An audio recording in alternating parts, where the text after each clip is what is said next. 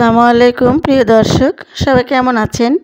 আশা করছি যে যেখানে আছেন আল্লাহর রহমতে ভালো আছেন। আমিও ভালো আছি আলহামদুলিল্লাহ।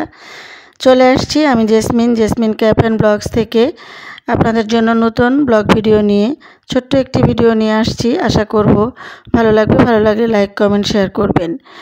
তো এখানে এখন আম কাঁঠালের দিন। আম কাঁঠাল আমাদের খুব পছন্দ, আর আমাদের বাড়িতে কিন্তু বাসায় কিন্তু খুব আম কাঁঠাল কেনা হয়, যেহেতু আপনাদের ভাইয়া খুব ফল পছন্দ করেন আর দেশি ফল খেতে আমরা খুব পছন্দ করি। তো যাই হোক, আমার কিন্তু আম খুব পছন্দ। আম সিজনে যখন আম থাকে আর কি, তখন আমার বাসায় প্রতিদিন আম রাখতে হয়, চেষ্টা করি আর কি রাখার। তো আজকেও সেরকম আম কাঁঠাল কিনে নিয়ে আসছে আপনাদের ভাইয়া। আমটা গুছিয়ে নিলাম, আর এই যে কাঁঠাল। তো কাঁঠাল খেতেও কিন্তু আমার খুব ভালো লাগে। অনেকে হয়তো কাঁঠাল খেতে পছন্দ করেন না। তো আম কাঁঠালগুলো একটু আপনাদের সাথে দেখিয়ে দিলাম। এখন দুপুরে রান্না করব। মেজো বোন আসছে, তো বোনের বাচ্চারা আসছে। এটা অনেক আগের ভিডিও, যেহেতু কিছুদিন আমাদের নেট ছিল না, ভিডিও ছাড়তে পারিনি।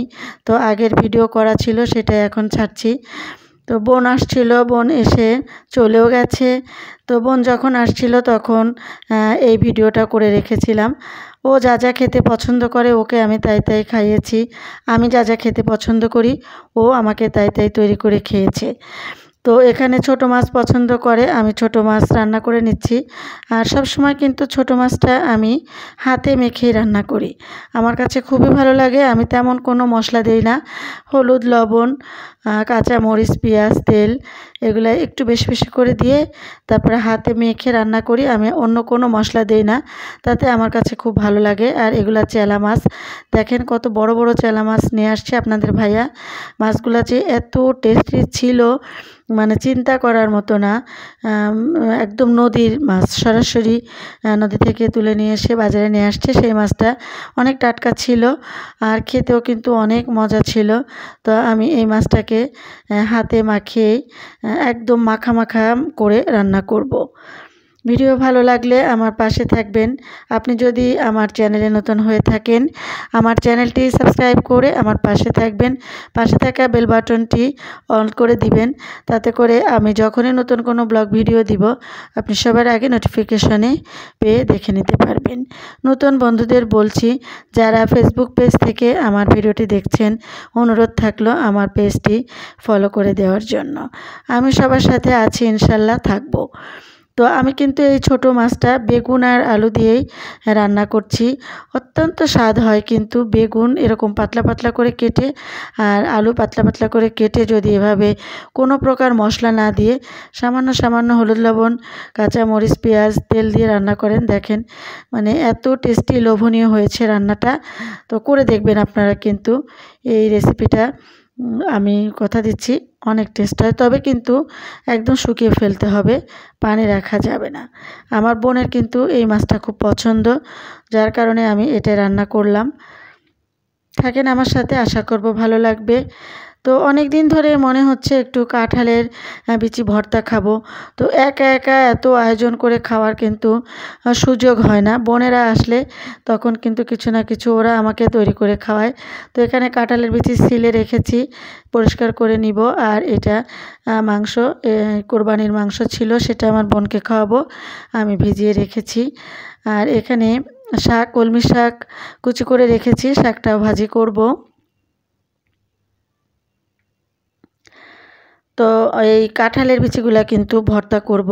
উপরের খোসাটা একটু ছাড়িয়ে নিব যতটুকু সম্ভব আর কি।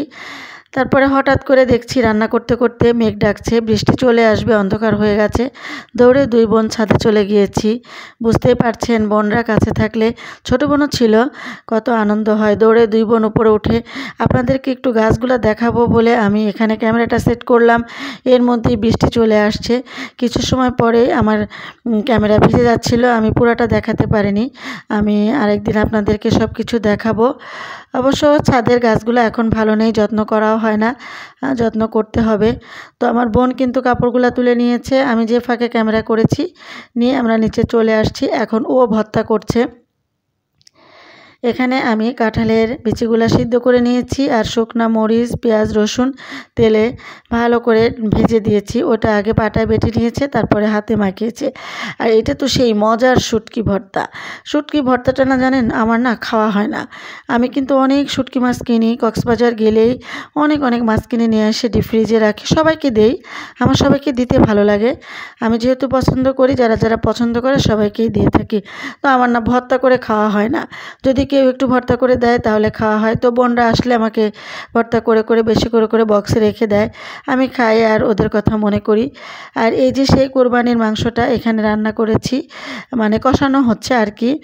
পরবর্তীতে আলু দিয়ে দিব, যেহেতু আমার বাসায় সবাই আলু পছন্দ করে, আপনারা এটা জানেন, আমি অনেকবারই বলেছি। তো এই যে আলুটাও কিন্তু দেওয়া হয়ে গেছে, কষানো হয়ে গেছে। এখন ঝোলের পানি দিয়ে ঢেকে দিব। আর ওদিকে তো মজার মজার ভর্তা আমার বোন করে নিচ্ছে। তো এই রান্নাটা শেষ হলে তিন বোন আমরা, ছোট বোনের হয়ে গেছে গোসল করা, দুই বোন গোসল করব, নামাজ পড়বো, তারপর একসাথে মজা করে খাবো। একটু ফাঁকে নিচে দেখিয়ে দিচ্ছি, দেখেন এই জায়গাটা অনেক ফাঁকা ছিল। তো একটা বিল্ডিং ছিল 4 তলা, যেহেতু আমি 6 তলায় থাকি, তো এই জায়গাটা ফাঁকা করে নিয়েছে, বিল্ডিং উঠবে। তো আমি সবসময় এটা আপনাদেরকে দেখাই, ফাঁকা জায়গাটা দেখাতে আমার ভালো লাগে, কারণ আমি রান্না করি আর ওই জায়গাটা দেখি, ওখানে লেবাররা কাজ করে কি করে কে যায় সবই দেখা যায়। অলরেডি মাংসটা কিন্তু আমি ঝোলের পানি দিয়ে দিয়েছি। আজকে এই পর্যন্তই বিদায় নিচ্ছি, সবাই ভালো থাকবেন, আল্লাহ হাফেজ।